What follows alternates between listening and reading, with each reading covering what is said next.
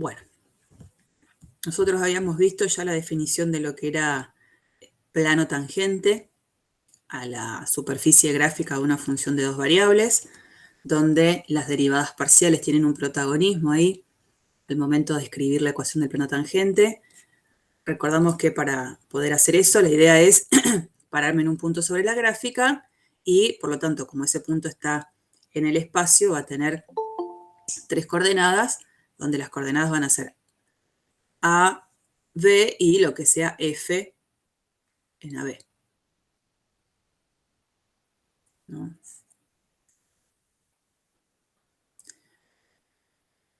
Dibuje. Teníamos la gráfica de una función, ahí siempre la idea es hacer un toldito.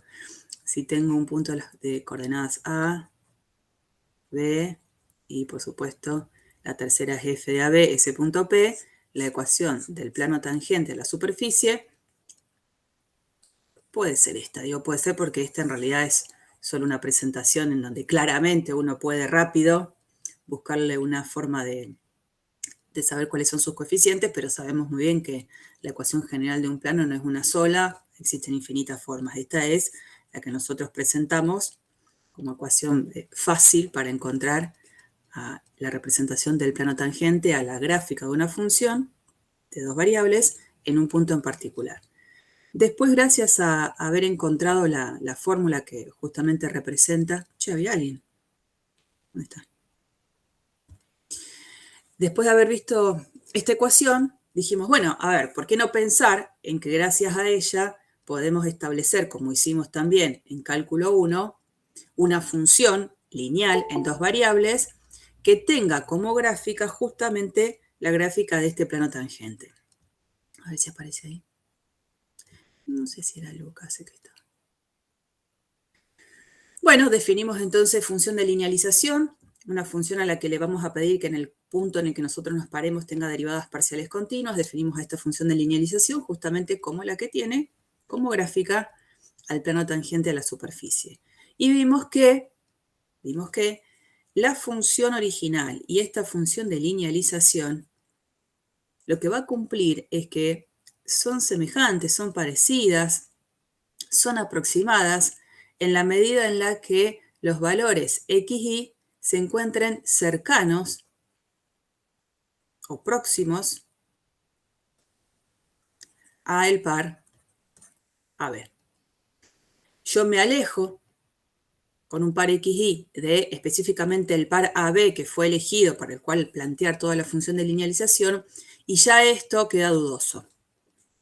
No podría estar asegurando que son valores parecidos. Si lo son, cuando los pares x, y son cercanos al par AB, el par específico elegido para hacer la función de aproximación lineal. Por supuesto que me paro en otro punto del dominio de la función y voy a lograr otra función de linealización.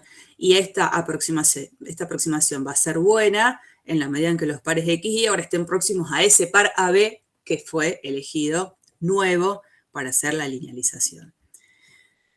Vimos un repaso del concepto de diferenciabilidad, que es lo mismo a derivabilidad para funciones de una sola variable. Vimos también un caso muy particular. Recuerden estos casos particulares, los que vamos dando en clases, porque son los que a veces terminan sirviendo para poder hacer la construcción de un contraejemplo. A veces en un parcial se les hace alguna pregunta, algún verdadero o falso, y todos estos ejemplitos que vamos trabajando como que terminan siendo justo los que me van a dar la idea para hacer alguna justificación sobre algún verdadero o falso. Así que acuérdense de esto. Esta función justamente tiene la particularidad de estar definida en todo R2. Cuando me paro en el origen, las derivadas parciales existen. Formo la función de linealización y sin embargo, esta función de linealización, que es siempre constantemente igual a 0, al momento de ver su representación gráfica es exactamente el plano z igual 0, no tiene la virtud de ser esta función aproximadamente igual a la función f de xy para valores xy, para pares xy próximos al 0, 0. Esto no se está cumpliendo acá. Vimos específicamente que hay pares de la forma XX que cuando evalúo la función en esos pares, la función siempre vale un medio, mientras que la función de linealización va a valer siempre 0 porque es constante. Entonces, los pares XX pueden estar tan cerca del origen como yo quiera que esto de la aproximación no se da. Es como que los dos son tercos y los dos se mantienen en sus valores. Uno en un medio y el otro en 0. No se están acercando. Entonces uno dice, pero ¿y qué dije entonces recién? ¿No era que la función de linealización daba valores aproximados a los pares XY cercanos al elegido para hacer la función de linealización? Bueno, entonces uno vuelve atrás y cuando ve la definición de función de linealización, así como la vemos nosotros, por supuesto, es que se les pide a las derivadas parciales que sean continuas en el par específicamente propuesto. Evidentemente, para esta función, lo que está sucediendo es que esas derivadas parciales, mínimo una, en realidad ninguna de las dos es continua en el origen. Entonces no se puede asegurar esto. Y es justamente con ese ejemplo que estamos diciendo que evidentemente esa definición de continuidad de las derivadas parciales hay como una cuestión de importancia. Y dijimos, bueno, entonces la existencia sola de las derivadas parciales no me garantiza que la función de linealización sea una buena aproximación a la función original en las cercanías de ese centro elegido. Debe ser que hay algo más que tiene que cumplir. Y ese algo más es un algo intermedio entre eso de pedirles que las derivadas parciales sean continuas en el punto. Se puede pedir un poco menos y se puede lograr que la función L de XY sea una buena aproximación a la función original. Y eso menos que le pedimos es que la función sea diferenciable.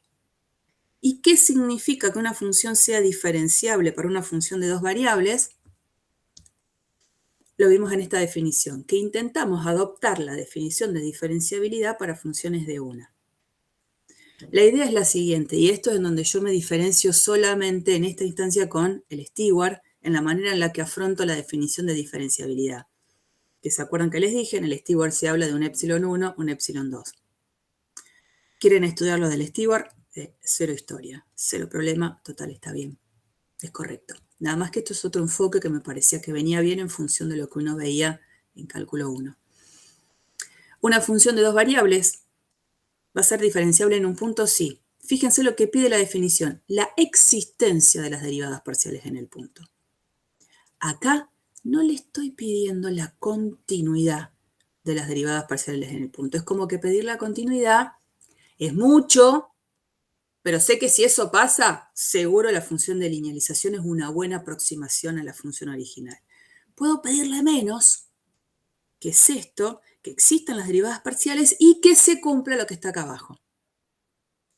¿Que se cumpla qué? Al momento de hacer el límite, cuando el par XY tiende al par AB, de esta fracción, en donde lo que estoy haciendo es, en el numerador, poder justamente poner la diferencia entre la función de linealización y la función original, dividida la distancia a la que el par XY se encuentra al par AB, si ese límite da 0, voy a poder asegurar que esta función L de XY realmente tiene valores muy parecidos, próximos, a los valores que la función asume en los pares XY que estén cerca del par AB.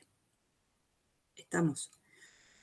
Entonces, evidentemente, lo que uno va a decir es, si una función de dos variables es diferenciable, que es pedir todo esto, vamos a poder asegurar que la función tiene una función de linealización que realmente puede ser vista como una buena aproximación a los valores de la función.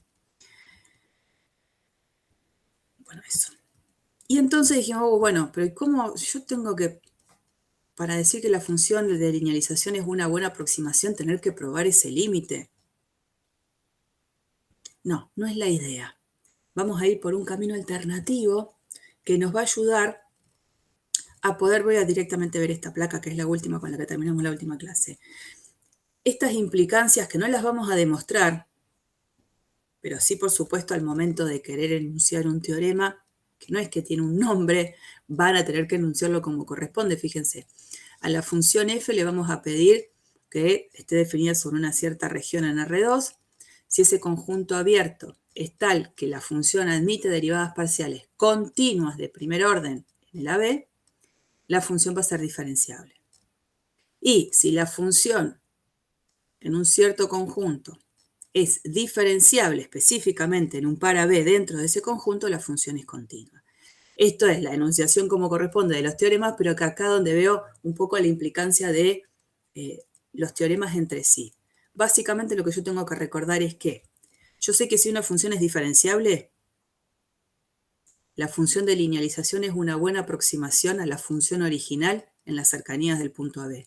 ¿Y cómo puedo asegurar que la función es diferenciable? Por supuesto, una es viendo la definición, pero en esa definición aparece ese límite tan feo, en esa expresión fraccionaria, donde en el numerador está la resta de esas dos funciones, en el denominador está el módulo, o la expresión de la distancia entre los pares.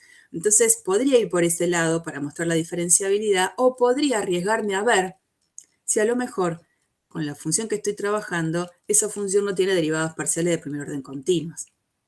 Si eso sucede, si la función con la que estoy trabajando en el par AB tiene derivadas parciales continuas de primer orden, eso es mucho más fácil de ver, porque yo, ¿qué es lo que hago? Calculo las derivadas parciales, las calculo, hago toda el álgebra que conozco, me fijo en el punto, y si en ese punto las funciones son continuas las dos, se terminó, con eso es suficiente para mostrar que la función es diferenciable.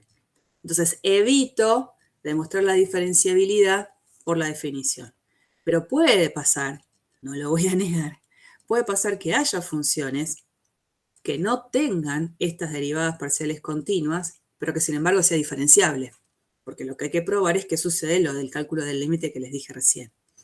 Serían ejercicios mucho más difíciles, ejercicios que en general nosotros no abordamos, y abordamos básicamente estos, en los cuales se pueda probar de alguna manera simple que las derivadas parciales son continuas en el punto. Entonces, tendría asegurada la diferenciabilidad, y por otro lado, la diferenciabilidad en un punto me asegura la continuidad en un punto.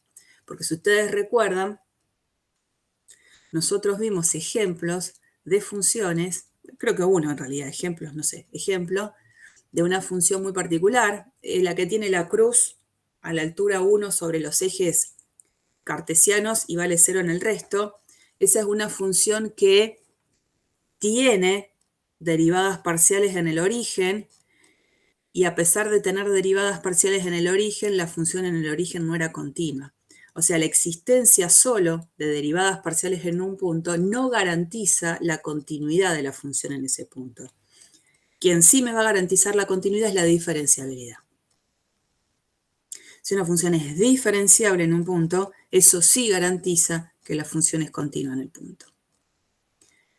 Y habíamos dicho que, a ver si alguien se acuerda, que este teorema, en realidad no es que es un teorema, estas implicancias se podían leer al revés, como viendo el camino de reversa con las negaciones, o sea, el contrarrecíproco. ¿Cómo puedo leer esto no yendo para abajo, sino yendo para arriba? Si f no es continua en AB, f no es diferenciable en AB, y f, al menos una de sus derivadas parciales, no es continua en AB. Perfecto. Perfecto. Entonces, si ustedes recuerdan, habíamos dicho como un tip, así, que a veces, si yo quiero mostrar que una función es diferenciable, si lo quiero mostrar, probablemente tenga que venir por este camino, mostrar que las derivadas parciales son continuas en el origen. Y si por alguna razón, justamente en el ejercicio, quiero mostrar que la función no es diferenciable, evidentemente capaz el camino sea ver que la función no es continua en el punto para poder garantizar que no va a ser diferenciable. Así que depende del ejercicio en el que estoy parada, qué cosa me pidan, cómo hago la lectura favorable para mí de estas dos implicancias. Bueno, hasta ahí habíamos llegado, y esto es lo nuevo, regla de la cadena. Esta diapositiva en realidad no es nada nuevo porque esto es solo recordatorio de lo que habíamos visto en cálculo 1. En cálculo 1 nosotros veníamos transitando cálculos de derivadas de la suma, la resta, la multiplicación, la derivada de funciones trigonométricas, y en algún momento dijimos, bueno, pero hay un montón de funciones que surgen de componer otras entre sí que no tendría ninguna regla para poder calcular la derivada, o sea, tendría que hacer todo el tiempo el límite del cociente incremental. Bueno, aparece una fórmula para poder calcular la derivada de una composición de funciones, que es la fórmula que nosotros habitualmente la llamamos regla de la cadena, que me dice que si tengo una función f chiquitita evaluada en una g chiquitita, una composición, si la f es derivable en el resultado de la función de adentro y la función de adentro también es derivable, a esa gran composición la puedo derivar, y ustedes ya saben, porque lo aplican todo el tiempo, que la derivada de la composición es la derivada de la función de afuera evaluada en la de adentro por la derivada de la de adentro, ¿no? Eso lo vimos, lo usamos en cálculo 1, lo usan habitualmente en cálculo 2, y lo que vamos a ver ahora es qué sucede cuando ahora abordo problemas en funciones de más de una variable. Ese espíritu de la derivada de la de afuera evaluada en la de adentro por la derivada de la de adentro se mantiene, ¿eh? Hay algo que se va a mantener en esa estructura acomodada a la nueva circunstancia en la que vamos a estar trabajando. Ahora pensemos en la primera situación, la que es más fácil. Acá aparece caso de regla de la cadena, caso 1, y regla de la cadena, caso 2. Como ustedes el material lo tienen, habrán ya, o no sé, pispeado lo que continuaba, que no habíamos visto en la clase anterior. Y hay fórmulas que, por supuesto, al principio hasta pueden resultar chocantes, pero se acostumbra, uno se termina acostumbrando de tanto mirarlas y hacerlas en los ejercicios, en donde, primer caso, hay alguien que me está escribiendo, me parece. ¿Qué le pasa? No, profe, yo decía que no mira el material porque si no arruina la sorpresa de la clase. Claro, claro. Quiero evitar la fatiga. Muy bien. Está bien. Yo digo, si alguno estuvo chusmeando todo el material completo, se habrá encontrado con estas cosas que no supo muy bien cómo interpretarlas. Bueno, ¿cómo es el caso 1 de regla de la cadena? Ni el caso 1 ni el caso 2, el caso 2 que después se termina como abriendo en un montón de otros casos, no los vamos a pedir en ninguna demostración. Para nada. Lo tenemos que saber aplicar bien. ¿Mm? Y dice lo siguiente, yo ahora en principio tengo una función f de x, y, función a la que le vamos a pedir que sea diferenciable. Ya sabemos lo que significa que una función sea diferenciable, de dos variables. Esa definición que vimos antes, en donde aparece ese límite, o si lo ven del Stewart, esa expresión donde aparece un epsilon 1, un epsilon 2. Entonces, primero tengo una función f de x, y diferenciable, una función diferenciable de dos variables. Y supongamos que x también es una expresión, una función que depende de t, y que y puede ser pensada como una expresión que depende de t. Por lo tanto, las puedo pensar como funciones, tanto x e y, las dos dependiendo de t. Si esas dos funciones son diferenciables de una variable, diferenciables en una variable es que sean derivables, acuérdense que en una variable diferenciable y derivable es lo mismo. Si se cumplen esas dos condiciones, la función que surja de hacer f evaluada en x de t y de t, esa gran composición va a depender solo de t.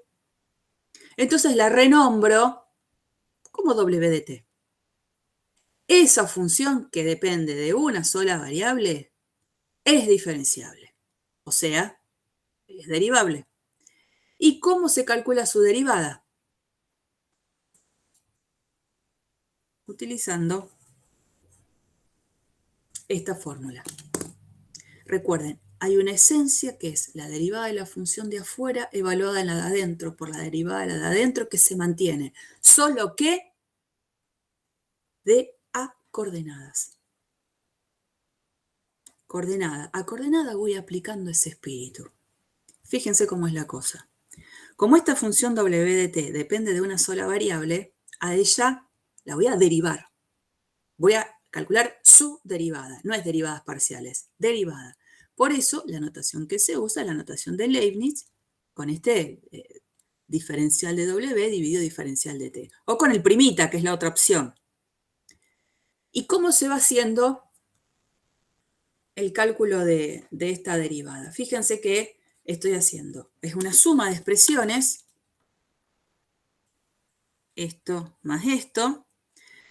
En este primer término aparece la derivada de la función f respecto a x evaluada en la expresión de adentro por la derivada de lo que está dentro de la x. ¿Tá? O sea, yo concentro la mirada en la primera coordenada. Entonces, ¿qué hago? La derivada de f respecto a x de lo que está adentro, evaluada en lo que está adentro, perdón, por la derivada de x. Profe, cuando vos decís la derivada de f respecto de x sería la derivada parcial. Sí. Ok. Debí agregar la palabra para que no quede incompleto. Sí. Es la derivada, ¿cómo es entonces? W' de t, si quieren lo pueden ver de acá, para no confundirnos y poner primas y derivadas parciales. Sería entonces la derivada parcial de f respecto a x, evaluada en todo lo de adentro, por la derivada de x respecto a t, que es la única variable de la cual depende, x' de t. Después, eso mismo, ahora lo hago para la segunda componente. Más, y ahora lo mismo. La derivada parcial de f respecto a y, evaluada en todo lo de adentro, por la derivada de y, es decir, la derivada de lo de adentro, pero de la segunda componente, y'. Derivada parcial entonces de f con respecto a x, evaluada en x de t y de t, por x' de t. Eso en una primera parte. Más, y ahora lo mismo, pero con la segunda coordenada. La derivada parcial de f respecto a y, evaluada en x de t y de t, que es todo lo de adentro, por y' de t. Es una esencia parecida a la que veíamos en cálculo 1, nada más que por componentes. No vamos a demostrar la regla, lo que sí vamos a hacer es justamente aplicarla a un ejercicio. ¿Cómo se hace esto en un ejercicio? El ejemplo que vamos a estar trabajando, que lo vamos a resolver en clases porque no está puesto ahí, lo vamos a hacer ahora acá juntos, es como que no tiene mucho chiste. Porque acá conozco quién es la función que depende de x, y. Acá dependo cómo tanto la x como la y dependen de t. Y hacerlo no es difícil para nada. Por ahí, los ejemplos que evaluamos y que los van a ver en la práctica, apenitas tienen una complicación porque, por ejemplo, de esta función yo no conozco su ley. A lo mejor sí conozco la ley de cómo la x y la y dependen de t, pero no conozco la ley de f. Entonces, al momento de querer derivar, voy a tener que saber muy bien la regla, seguro voy a tener que escribir expresiones como estas. Para resolverla, conociendo todo, tanto la función f como cómo depende x de t, como y depende de t, también tengo que conocer esta regla, pero también es cierto que hay como un atajo, que ya se los voy a comentar, en donde podría no recordar esto y hacer igual el ejercicio. Entonces, primera cosa, ¿cómo hago? Como dice ahí, porque dice usar reglas de la cadena para calcular la derivada de la expresión cuando además x e y dependen de una cierta t. Entonces yo tengo que entender esto. Trato de buscarle la vuelta de escribirlo tal cual como aparece en el teorema. Z igual a x por y es como estoy pensando que tengo una función que depende de x y donde su ley es x por y. Que x sea igual a coseno de t es la forma en la que x depende de t. Si y es igual a seno de t, me está diciendo que es la forma en la que y depende de t. En esa composición me están pidiendo que calcule la derivada de toda esa gran composición, específicamente en t igual a pi sobre 2.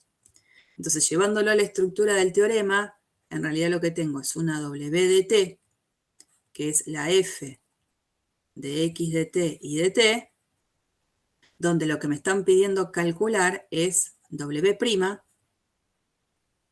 en pi sobre 2. Esto es lo que yo tengo que calcular. Por lo tanto, si quieren podemos venir a esta, que es un poquito más reducida, porque usa el primita, la notación del primita. Yo necesito conocer muy bien la ley de las dos derivadas parciales de la f, y necesito conocer muy bien quiénes son x' de t y quién es y' de t.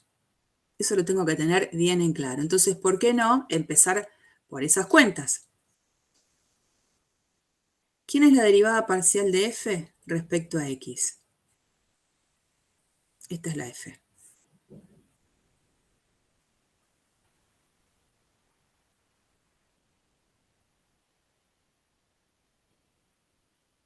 Y Gracias. La derivada parcial de f respecto a y. X. X. Después necesito x' de t. Menos seno de t. Y después necesito y' de t. Coseno de t. Sí, señor. Eso está. Eso es claro. Eso lo necesito. Entonces, con eso, que lo dejo como ahí de costadito, digo, primero necesito saber quién es w' de t. Después lo evaluaré en el punto que me interesa, que es pi sobre 2. W', según la fórmula que vimos recién, era la derivada de f parcial respecto a x evaluada en todo lo de adentro por la derivada de x. Por ahí puedo decir la derivada de x respecto a t, bueno, pero depende solo de t, así que es de la única expresión que va a depender. Más, copio y pego, y donde aparece este sub x acá y este x' lo cambio por y. La derivada parcial de f respecto a y evaluado en todo lo de adentro por y' de t. Entonces continúo. W' de t. La derivada parcial de f con respecto a x. Acá está.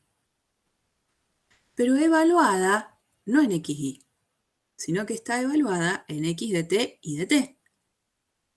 O sea que da seno de t. Sí, señor. Porque y es igual a seno de t. Claro. Esto es seno de t. Por x' de t menos seno de t. Más, y ahora acá. Esto, ¿por qué lo reemplazo? Coseno de t. Sí, la ley de la derivada parcial de f respecto a y es x, pero eso es evaluado en el par xy. Como yo la tengo que evaluar en el par x de t y de t, me fijo quién es x de t, coseno de t. Por y' de t, que anda por acá. coseno de t. Fantástico. W' de t tiene que quedar expresada solo en función de t. El steward a veces usa, eso es algo que por ahí nosotros como profe más estricto, ni que yo fuese tan estricta, digo, pero sí hay cosas como que a veces chocan. El steward es como más abierto y pone cosas como esta. W' de t igual a. En el lugar de la derivada parcial de f respecto a x no pone seno, sino que pone y. La ley como si estuviese evaluada en el par xy. Y en este lugar, en el lugar de la derivada parcial de f respecto a y, pone x. Entonces queda una expresión poco agradable porque queda acá. Y por menos seno de t más x coseno de t. ¿Qué es lo que a nosotros nos resulta chocante? Digo nosotros, pues todos los profes acá de la facu opinamos de la misma manera, es que si la única variable en juego va a ser t, ¿por qué en una expresión aparece la x, aparece la y, aparece la t? Eso no es del todo correcto. Ustedes van a ver después que el steward, ¿qué es lo que hace? Paso siguiente, reemplaza la x y la y por cómo reemplaza, por cómo depende la x de t y la y de t. Después llega la expresión final nuestra. Pero no sería del todo correcto, no pueden quedar. Si yo acá pongo w' de t, ¿qué hace la x y la y? ¿Qué son constantes? Para mí, no. Entonces, por eso insistimos con que escriban bien esto, que esto lo tengan bien desarrollado a un costado o donde sea, y entonces ustedes van a ver que acá se pone la derivada parcial de f respecto a t, pero no evaluada en el par x y cualquiera, sino en el par x de t y de t. Con todo eso, ese combo, yo lo reemplazo y pongo seno de t. Lo mismo que acá, todo este combo lo reemplazo y pongo coseno de t. Que sean cuidadosos con eso nada más, ¿eh? Bueno, una vez que, es más, digamos, esto es coseno al cuadrado de t menos seno al cuadrado de t, tengo la expresión de la derivada, después lo único que me falta es evaluarla en pi sobre 2. W' en pi sobre 2, coseno cuadrado de pi sobre 2, menos seno cuadrado de pi sobre 2, el coseno en pi sobre 2, 0, el seno en pi sobre 2, 1, con el menos 1 de adelante, menos 1. Esto sería hacer la derivada usando regla de la cadena. Y yo les decía que existía un atajo sin necesidad de calcular la derivada usando regla de la cadena, pero bueno, el ejercicio para ello usar regla de la cadena. Así que no es que voy a hacer lo que yo quiero. El ejercicio pide una cosa, bueno, ya está. ¿Cómo sería hacer esa misma cuenta usando el atajo que yo les digo? A ver si alguien se da cuenta, que creo que sí se van a dar cuenta enseguida. ¿Qué podría ser? Si no quiero usar regla de la cadena para calcular esa derivada como me pide el ejercicio.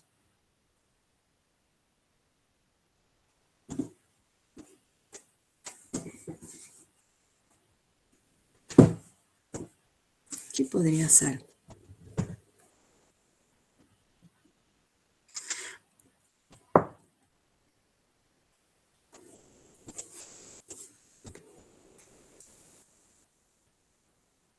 ¿Podría conocer la ley de W de t?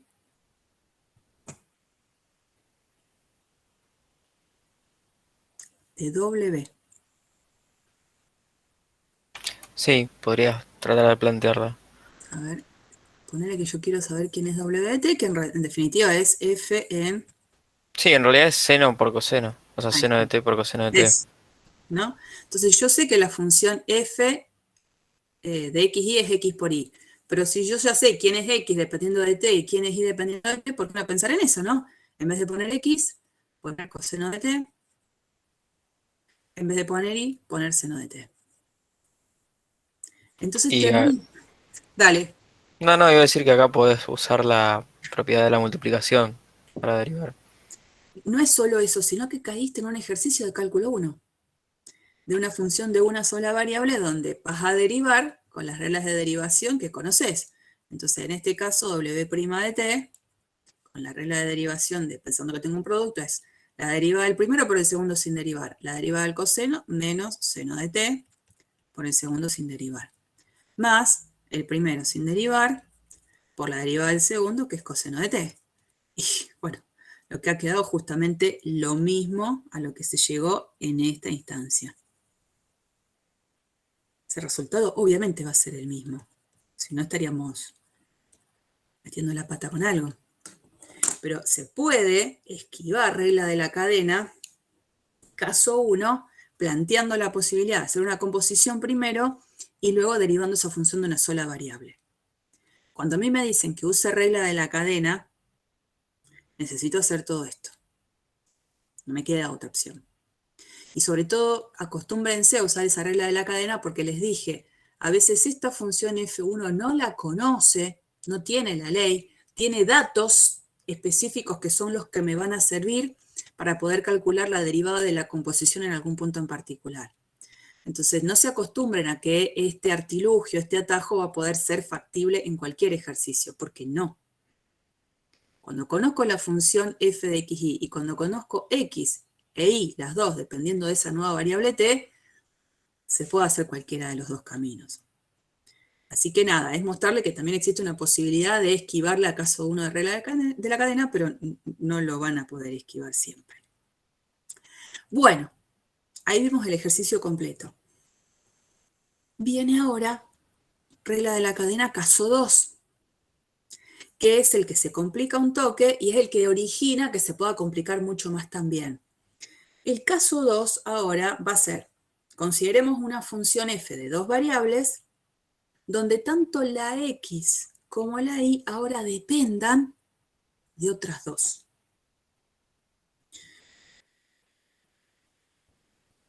Entonces consideremos z igual a f de x y una función diferenciable de dos variables, y tanto la x como la y ahora son funciones que dependen de otras dos variables, que son las variables s y t.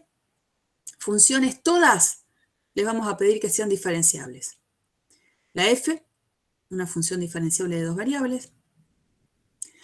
La x y la y también ahora van a ser vistas como funciones diferenciables de dos variables. Cuando hago la composición de f evaluada en x de st y de st, ese gran combo composición va a terminar dependiendo de justamente las variables s y t. Entonces, como dependen de variables s y t, le damos un nombre nuevo a esa función que la llamamos w. Como lo hicimos antes con w solo de t, ahora es w de s y t. Teniendo la condición de que tanto f como la x de st y la y de st son diferenciables, lo que se va a poder concluir es que ese combo, composición, esa función w de st, tiene derivadas parciales de primer orden y las fórmulas vienen dadas por estas dos que están acá. Acá sí son dos fórmulas distintas. En el enunciado anterior, en realidad lo único que decíamos es, lo puedo escribir así o lo puedo escribir así. En realidad es una sola ecuación. Acá no, acá son dos expresiones distintas. ¿Por qué? Porque la w, al depender de dos variables, de esa w vamos a calcularle las dos derivadas parciales de primer orden. El espíritu es de nuevo pensar en la derivada de la función de afuera evaluada en la de adentro por la derivada de la de adentro. Solo que cuando digo eso de lo de adentro tengo que fijarme en qué coordenada estoy. Y me tengo que fijar sobre qué variable quiero derivar. Entonces pensemos así. Supongamos que yo quiero calcular la derivada parcial de w respecto a s. S de w es la primera coordenada, ¿no? Bueno, ¿cómo se hace esto? La derivada parcial de f respecto a x, porque la f originalmente depende tanto de x como de y, la derivada parcial de f respecto a x evaluada en todo lo de adentro, por la derivada de lo de adentro, como estoy parada con respecto a x de la primera coordenada, respecto a s. Este s de acá es porque este es el que puse acá. Y ahora voy a la segunda coordenada, más la derivada parcial de f respecto a y evaluada en todo lo de adentro, por ahora la derivada parcial de y respecto a s. Voy como paseando en las componentes en las que aparece esta composición. Y alguien iba a preguntar algo. Bueno, y me falta otra derivada parcial para w con respecto a t. Y es como un copiar y pegar lo anterior, solo que donde aparece S, acá, en derivada parcial, ahora voy a poner t. La derivada parcial de w respecto a t es, vamos de nuevo, la derivada de la de afuera con respecto a x, evaluada en todo lo de adentro, por la derivada con respecto a t de x. Más, ahora, la derivada parcial de f respecto a y evaluada en todo lo de adentro por la derivada de y respecto a t. Este t es este que como que se copia y se pega en cada uno de esos denominadores. Cuando uno ve así las dos fórmulas, por supuesto que no son como agradables a la vista, ni tampoco uno piensa, no me la voy a acordar. Sin embargo, sí se la van a acordar. Porque hay una estrategia que viene bien, que es la que nosotros llamamos el diagrama de árbol, que ayuda a recordar esta fórmula. Yo siempre cuento lo mismo, cuando yo era estudiante, no sé por qué no me gustaba el diagrama de árbol. Y sin embargo después, en esta otra función, adopté el diagrama de árbol. porque me parecía desde este lugar que para el estudiante realmente estaba bueno. Y sin embargo, cuando fui estudiante, sigo siendo estudiante, ¿no? Pero cuando uno era estudiante en la edad de ustedes, por alguna razón no me gustaba. Y la verdad no me entiendo tampoco. Mi versión de ahora no se entiende con la versión anterior. Antes que nada, ojo con esto. Ojo con esto. Muchas veces les van a pedir que alguna de estas dos derivadas parciales las evalúen en algún par en especial. Lo que está escrito en azul intenta que abran los ojos de cómo lo tienen que escribir. Si esta derivada parcial, por ejemplo, la derivada parcial de W respecto a S, la quiero evaluar en un par en particular, va a ser un par de la forma S sub 0, T sub 0, uno concreto. Ojo de en qué pares evalúan cada derivadas que aparecen acá, porque acá aparecen muchas derivadas. Aparece la derivada parcial de f respecto a x, aparece la derivada parcial de x respecto a s, la derivada parcial de f respecto a y, la derivada parcial de y respecto a s, y cada una está evaluada en un par muy específico. Las derivadas parciales de x respecto a s y de las de y respecto a s se evalúan en pares de la forma st. Mientras que las derivadas parciales de la f se evalúan en pares de la forma x de st y de st. Cuando estudio, tengo que tener mucho cuidado de lo que leo. Entonces, cuando a mí me pidan, por ejemplo, calcular la derivada parcial de w respecto a s en un par concreto, y un par concreto les decía es s sub t, t sub t, fíjense cómo va quedando la expresión de al lado evaluada en ese par. La derivada parcial de f respecto a x evaluada en x de S0 t sub 0 y de S0 t sub 0. Por la derivada parcial de x respecto a s, sí, en el par S sub 0 t sub 0. ¿Se dan cuenta que hay una diferencia? Este par es solito, S0 t sub 0 tal cual el que puse acá adelante, mientras que la derivada parcial de f respecto a x se evalúa en el par x en S0 t sub 0 y en S0 t sub 0. Muchas veces cometen el error de que el par S0 t sub 0 lo ponen tal cual en todos. Y se olvidan que acá es x en S0 t sub 0 y en S0 t sub 0. Bueno, lo mismo para lo que continúa. Entonces esta parte de observar tendría que ponerle ahí unas comillas importantes o más en negrita, pero se me iba desde la pantalla. Ojo cómo evalúan en un par en concreto. Sobre todo en ejercicios que no conozcan a todas las funciones, que aparezcan expresiones generales y que lo tengan que resolver con algunos datos en concreto que se les da en el ejercicio.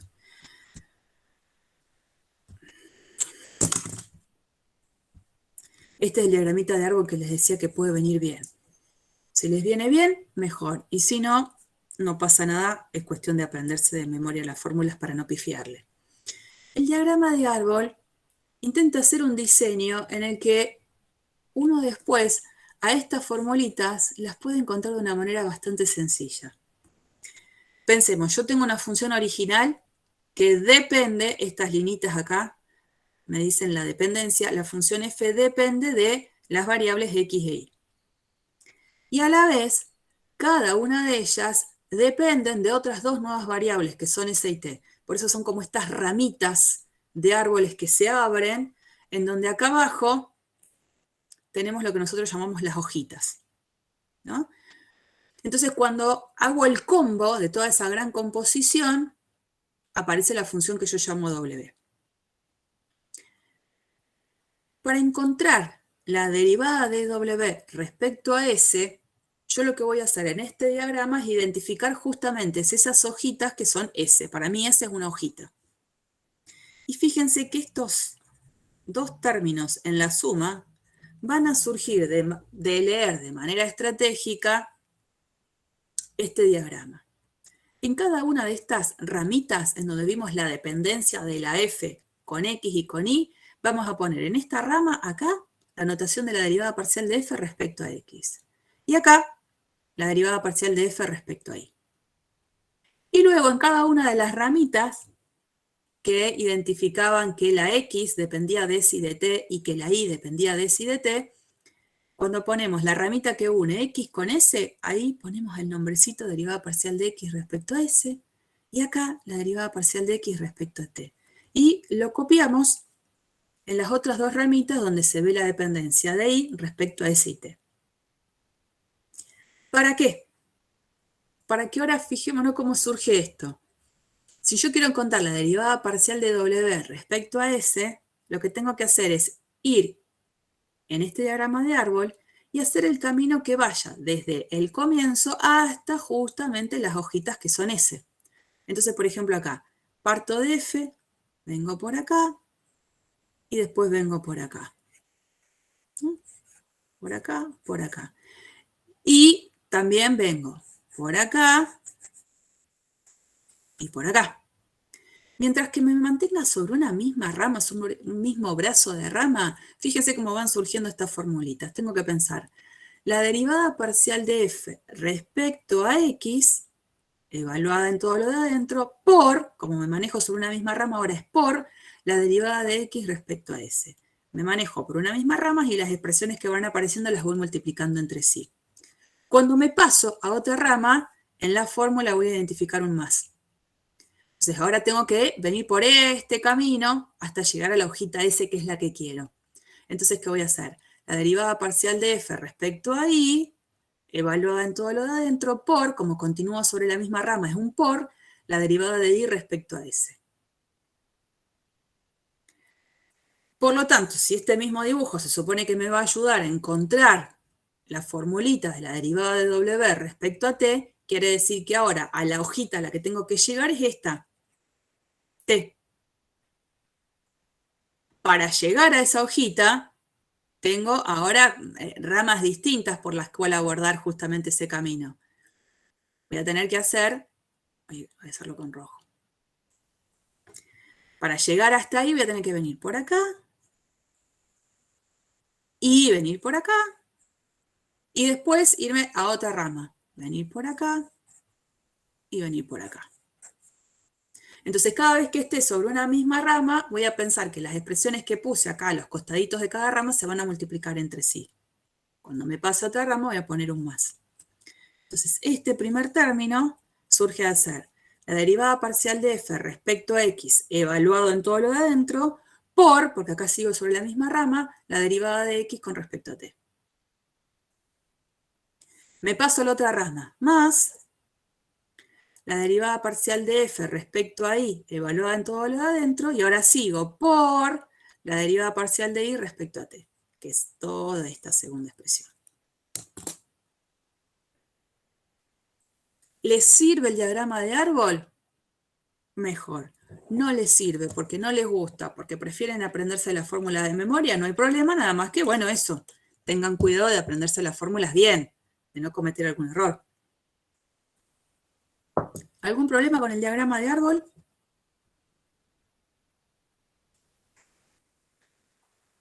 No, ya verán cuando hagan los ejercicios.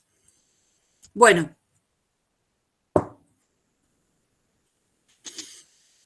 Acá viene el problema. ¿No? Tengo una función original que depende de x e y. A la vez la x depende de s y t. La y depende de s y t. Hago el combo composición. Obtengo una función a la que le doy un nombre, w de st, y de la cual necesito calcular las derivadas parciales de esa nueva función, utilizando regla de la cadena. No vamos a hacer las dos derivadas parciales, vamos a hacer aunque sea una, porque la idea es que la otra va a salir de manera muy similar. Entonces, insisto, ¿no? ¿Yo qué haría? Haría el diagramita de árbol, formaría la f. La f depende de dos variables, que son la x y la y. Tanto la x como la y dependen de dos variables, que son s y t. Esta depende de s y depende de t. Entonces, yo ya sé que cuando diga voy por una rama, al momento de querer escribir la fórmula de las derivadas parciales, en la fórmula voy a poner derivada parcial de f respecto respecto a x, por la derivada de x respecto a s. Entonces yo voy a escribir derivada parcial de w respecto a s, la fórmula general, pero mirándola de que surja del diagrama de árbol. Yo sé que toda esta gran composición me devuelve la w. De esa w quiero la derivada parcial con respecto a s, es decir, quiero llegar a esta hojita. Y voy a tener que llegar por dos ramas diferentes. Esas dos ramas diferentes van a involucrar que aparezca un más. La primera rama va a venir por acá y luego va a venir por acá. Entonces, ¿qué voy a poner como primera o primer término en esta suma?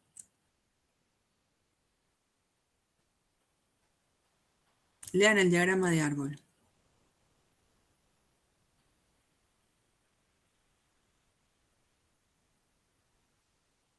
¿Qué había que poner? ¿No sería la derivada parcial de f con respecto a x, paréntesis x, paréntesis s, t, coma y paréntesis s, t, por... acá ya no me acuerdo. Bueno, ahora, pará. Vos viniste por acá. Esta flechita la pusiste acá. Ahora, ¿qué me falta? Por... Ah, claro, la parte de abajo. ¿No sería la derivada parcial de x con respecto a x por s, t? No es por. Evaluado en, porque es el par de dependencia. Bien. Más. Me quedó medio ahí Justelli. Más. Ahora pasó a la otra rama. La otra rama para llegar a la hojita S es la que viene por acá y después sigue por acá. Esta rama es la que origina el segundo término en la suma. ¿Cómo lo escribo? A ver. La derivada parcial con respecto a y, evaluada en x, st y st. Ya hiciste esto. Sí, por la derivada de y respecto a s, por evaluada en st. Ah, no es por, es evaluada en st. Ahí está. Si quiero llegar a t, tendré que fijarme cómo es el tema del dibujo de las ramas hasta llegar a t. Bien. Entonces uno se da cuenta que para calcular las derivadas parciales, acá se fija uno qué necesita conocer. Necesito conocer la derivada parcial de f respecto a x. La derivada parcial de f respecto a y. Y tanto de la x como de y necesito las dos derivadas parciales que son con respecto a s. Entonces como que uno establece acá una columnita de todas las fórmulas que necesito. La derivada parcial, voy a usar esta notación que es más compacta. La derivada parcial de f respecto a x, ¿quién es?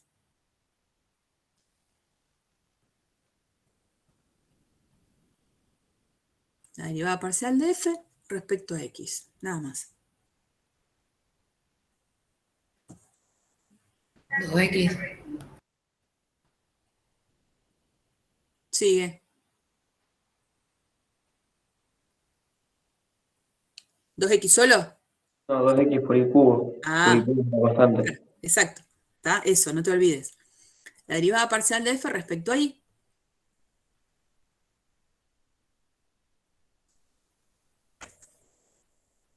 X cuadrado por 3x cuadrado. Bien, vamos a poner el 3 acá. X cuadrado y cuadrado. Ahora necesito decir acá la derivada parcial de f de x con respecto a s. Si uso esta notación así compacta, pongo x, ahí subíndice s. ¿Quién es?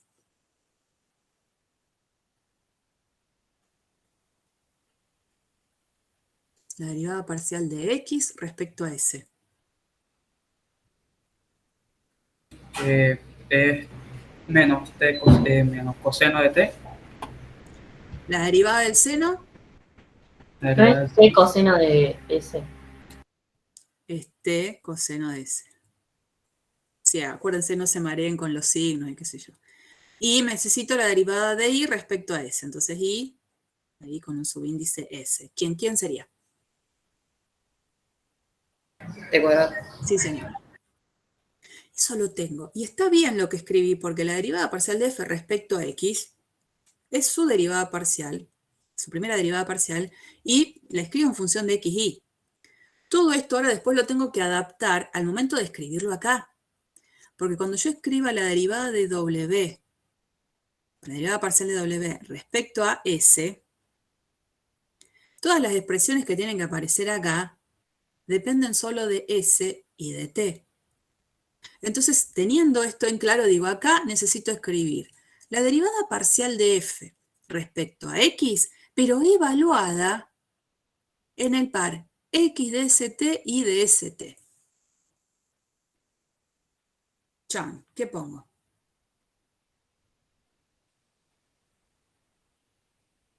Derivada parcial de f respecto a x, pero evaluada en el par x de st y de st. ¿Quién iba a 2 por t por el seno de s por s por t cuadrado, todo eso al cubo. Sí. Esto es una s, perdón. Esto al cubo. Es esta ley, pero en donde a la x y a la y la reemplazo por su dependencia con respecto a s y con respecto a t. Ahora dice por la derivada parcial de x respecto a s. ¿Qué pongo? Derivada parcial de x respecto a s. T por coseno de s. Sí. T por coseno de s. Más, voy a seguir abajo porque no me va a alcanzar. La derivada parcial de f respecto a y, pero evaluada en el par x de st y de st.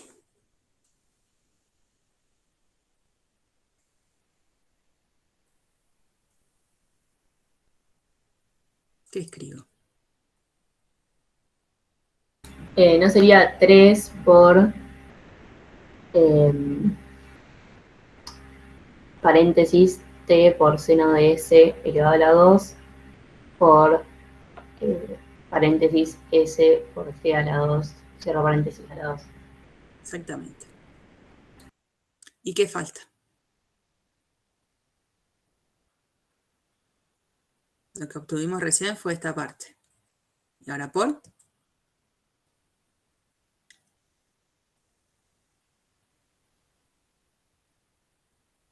¿Esto quién es? Sería por t cuadrado, profe. Exactamente. Que es lo que está acá abajo. Ahí se termina el cálculo de la primera derivada parcial de w con respecto a s. Lo mismo habría que hacer y adaptarlo para la derivada de w, la derivada parcial de w respecto a t.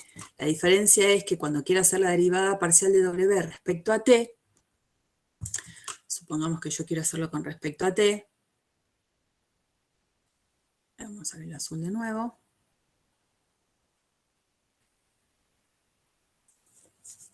Acuérdense que si yo quiero con respecto a t, acá tendré que poner con respecto a t, y acá tendré que poner con respecto a t.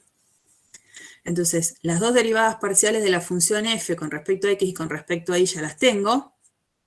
Lo que tendría que calcular, digamos, la derivada parcial de x con respecto a t, que tendría que incorporarla acá, y la derivada de y respecto a t. Y hacer, bueno, toda la cuenta para para la necesidad de calcular la derivada parcial de w respecto a t. Y tengo que hacer este diseño, bueno, esto que escribí acá en realidad es el diseño sacado del diagrama de árbol.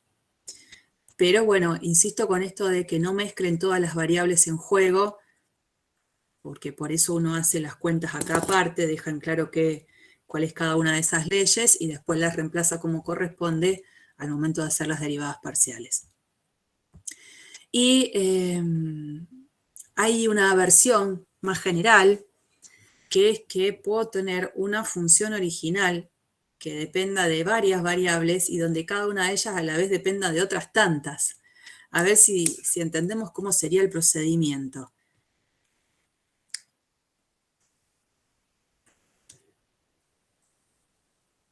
Supongamos que tengo una función f que depende de X, de Y y de Z, una función de 3 variables. Y que a la vez la X depende de S, de T y R. La Y también. Depende de S, de T y de R. Y la Z también, es X, D, Y, de T, Z, D, S, de T y de R. Entonces, cuando yo hago el combo composición, me va a quedar una cierta W de S, T, R, que va a ser F de X de S, T, R, coma, Y de S, T, R, coma, Z de S, T, R. Entonces tengo la F que depende de 3 variables y cada una de ellas depende de otras 3 variables diferentes. Pueden haber sido 2, pueden haber sido 5, no importa la cantidad. Esto es 3 y 3 puse de nuevo. Antes eran 2 y 2, ahora puse 3 y 3, pero pueden cambiar esos números, no tienen que ser iguales. Entonces digo, si yo de esta función W, que depende de 3 variables, por ejemplo, se me ocurre a mí calcular la derivada parcial de W respecto a T, el diagrama de árbol me va a ayudar un montón. El diagrama de árbol, ¿qué hago? Pongo en la cabeza el nombre de la función de afuera, donde esa F depende de 3 variables, de X, de Y y de Z, y a la vez cada una de ellas depende de las mismas 3 variables, de S, de T y de R. Entonces acá, S, T, R, acá. S, T, R, y bueno, para la Z me quedó poco espacio. La Z también depende de S, de T y de R. Todo este gran combo es la que nosotros llamamos W. Si quiero calcular la derivada parcial de W respecto a T, en este diagrama de árbol, yo lo que tengo que hacer es llegar a la hojita que me interesa, que es T. Esta y esta. ¿Cuáles son los caminos de abordaje? Voy a venir por acá y sobre la misma rama voy a venir por acá. Después voy a tener que pasar a otra rama. Voy a tener que venir por acá y luego voy a tener que venir por acá. Voy a tener que pasar a otra rama, voy a tener que venir por acá y después voy a tener que venir por acá. ¿Se animan? Entendiendo que cada vez que pongo una flechita al momento de la lectura para hacer la fórmula voy a poner derivada parcial de F respecto a X, derivada parcial de Y respecto a T, o sea, ¿se animan a decirme cómo quedaría? Voy a tratar de escribirlo si puedo. ¿Cómo quedaría esta expresión?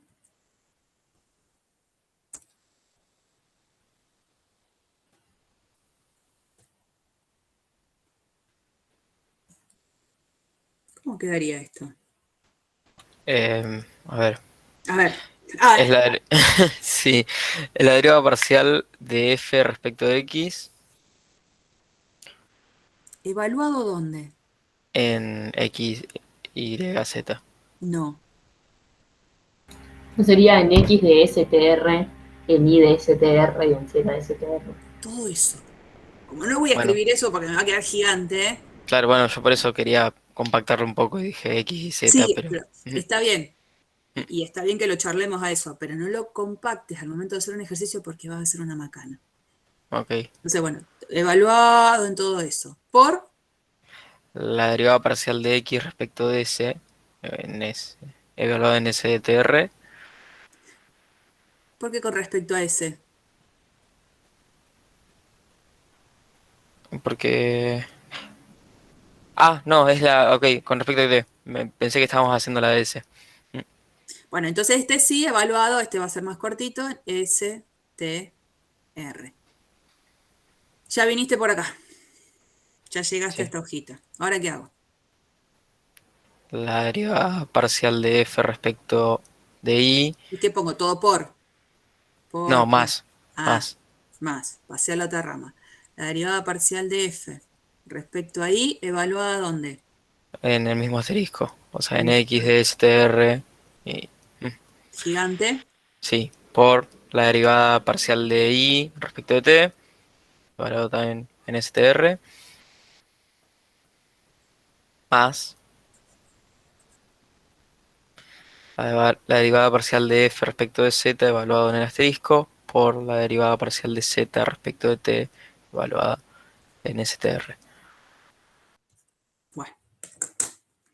Y así, el diagrama de árbol se supone que debería realmente ser de ayuda, porque podría pasar que la f, ya estamos como extendiéndonos demasiado, ¿no? Pero creo que lo que se entiende es que el diagrama funciona. Si la función f depende de 4 variables, y esas 4 variables dependen de otras 6, me queda un combo composición gigantesco en cantidad de dependencias de variables, pero que se supone que el diagrama de árbol me va a ayudar muy bien a ir encontrando cada una de las derivadas parciales de la función final que se origina cuando hago la composición. Estamos, o sea que no sean como yo, que no sé por qué razón cuando era estudiante no me gustaba el diagrama de árbol, capaz que no lo entendía, y ahora sí, y realmente es amigable en casos así más genéricos. Bueno, y eso, y no se olviden, yo que pongo acá asterisco para no copiar algo tan gigante, de cómo es la dependencia de cada una de las derivadas parciales en juego. No todas son evaluadas en lo mismo. Eso es lo que tengo que tener en claro, porque si no la pifio mal en los ejercicios. Bien, hasta ahí entonces, plano tangente, diferenciabilidad, ya sabemos entonces hacer regla de la cadena, ya sabemos derivar composiciones de funciones y que se amplían a este caso general, en esta versión general. Esta formulita en realidad es la que estuvimos viendo en el diagramita de árbol que les propuse ahora recién. Capaz que esto mucho no les gusta, entonces en ese diagrama me parecía que se veía un poquito mejor. Acá se termina la sección 14.5 con regla de la cadena. ¿Qué es lo que tenemos que empezar a ver ahora? La última sección, que es con la que se termina cálculo 2, que es derivadas direccionales. Este material todavía no se los compartí, se los voy a compartir en el transcurso del día de hoy cuando les comparta la grabación. ¿Les parece? Son y 18. Hagamos ahora el recreíto típico de los días lunes y después ya comenzamos con esto, con Tuti. Dale, Dale, ¿a qué hora volvemos? Y 28, 10 minutos. buenísimo. Dale.